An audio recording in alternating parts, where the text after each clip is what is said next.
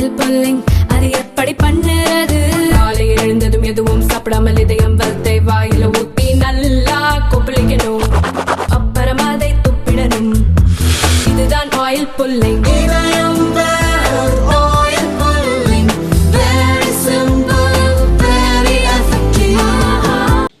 தமிழகத்தில் பாலியல் குற்றச்சாட்டுகள் அதிகரிச்சுட்டே வருது. காவல்துறை நடவடிக்கை எப்படி பார்க்குறீங்க? இந்த குற்றங்களை தடுக்க நடவடிக்கை எடுக்கணும்.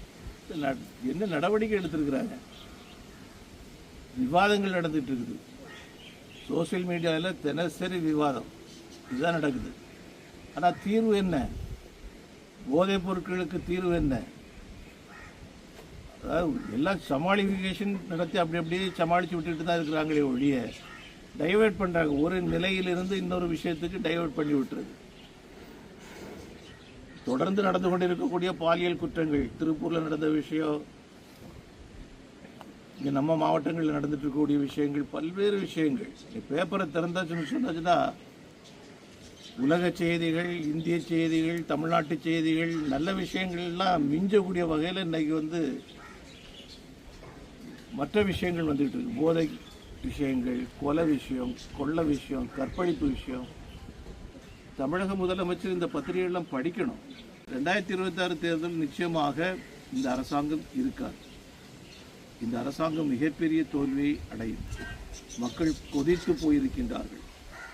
அவங்களுடைய கூட்டணி கட்சியை பார்த்தீங்கன்னா எல்லா கூட்டணி கட்சிகளைச் சேர்ந்தவர்களும் போராட்டங்களில் ஈடுபட்டு கொண்டிருக்கின்றார்கள். ஆனால் ஒற்றை கருத்தில் அவர்கள் ஒருமுகமாக நின்று கொண்டிருக்கின்றார்கள். என்ன அப்படின்னு சொன்னாங்கன்னா பிஜேபி வந்துடக்கூடாது. அந்த ஒரு விஷயத்தில் மட்டும்தான் அவர்கள் ஒன்றுபட்டு இருக்கிறார்களே ஒழிய மற்றபடி எந்த விஷயத்திலும் அவர்களுக்குள்ளாலேயோ நூற்றுக்கணக்கான கருத்து வேறுபாடுகள் இருந்து கொண்டிருக்கின்றன. அதை சரி செய்யக்கூடிய வகையில் அவர்களால் செயல்படவும் முடியாது.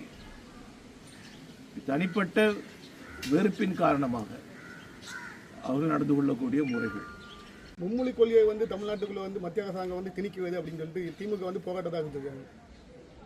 இருமொழி கொள்கை போதும், எங்கள் மும்மொழி கல்விக் கொள்கை வேண்டாம் அப்படின்னு எல்லாம். நான் ஒரு கட்சின்னு சொல்ல மாட்டேன். பல கட்சிகளைச் சேர்ந்த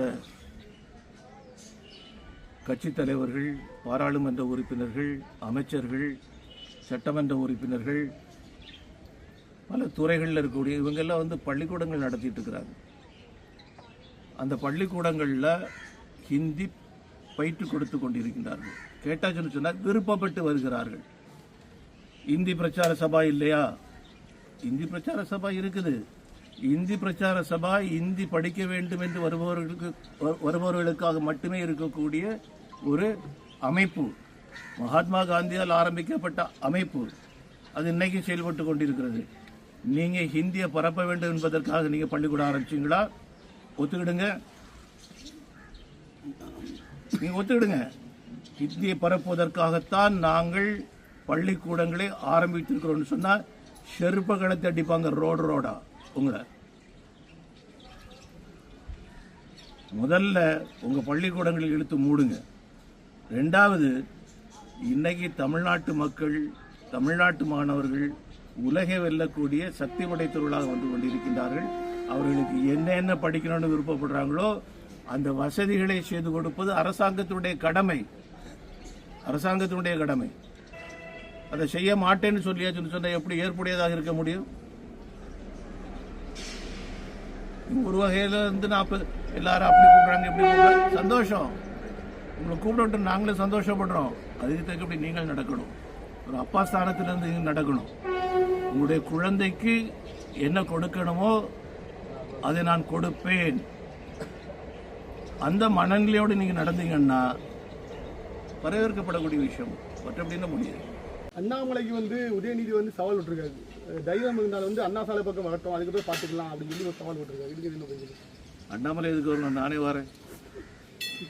எங்கே வரணும்னு சொல்லுங்கள், என்னைக்கு வரணும்னு சொல்லுங்கள், டைமை குறிங்க. தமிழக முதல்வர் அவர்களே, இது தமிழ்நாடு, 8 கோடி மக்களுக்கும் சொந்தமானது தமிழ்நாடு ஒட்டுமொத்த பகுதிகளும். அதில் அறிவாலயத்துக்கு முன்னாடி வரக்கூடாதுன்னு சொன்னாச்சுன்னா அது ரெட் லைட் ஏரியாவா? ரெட் லைட் ஏரியாவா? அங்கே வரக்கூடாதுன்னு நீங்கள் சொல்லுங்கள். உங்களுக்கு எந்த தைரியம் இருக்க முடியும்? கேவலமான ஒன்று. அவர் தன்னுடைய வார்த்தைகளை திரும்ப பெற வேண்டும். ஒரு பக்கத்தில் குழந்தைகள் அப்பான்னு கூப்பிடுதுன்னு சொல்கிறாங்க. சரி, சந்தோஷப்படுவோம், ஒன்றும் தப்பு கிடையாது. ஆனால் எங்கள் பகுதியில் வரக்கூடாதுன்னு சொல்லியாச்சுன்னு சொன்னால் ஜெயலலிதா அம்மாவை இவர்கள் நினைவு கொள்ள வேண்டும். மறுமலர்ச்சி திராவிட முன்னேற்ற கழகத்தினுடைய துவக்க காலத்தில் ஒரு பெரிய ஊழலும் அந்த பகுதியாக வந்து இதே அறிவாலயத்தில் தாக்கக்கூடிய அளவுக்கு சூழ்நிலைகள் வரும் என்ற நிலையில் அன்னைக்கு அந்த அம்மா பாதுகாப்பு கொடுத்து முடிச்சாங்க.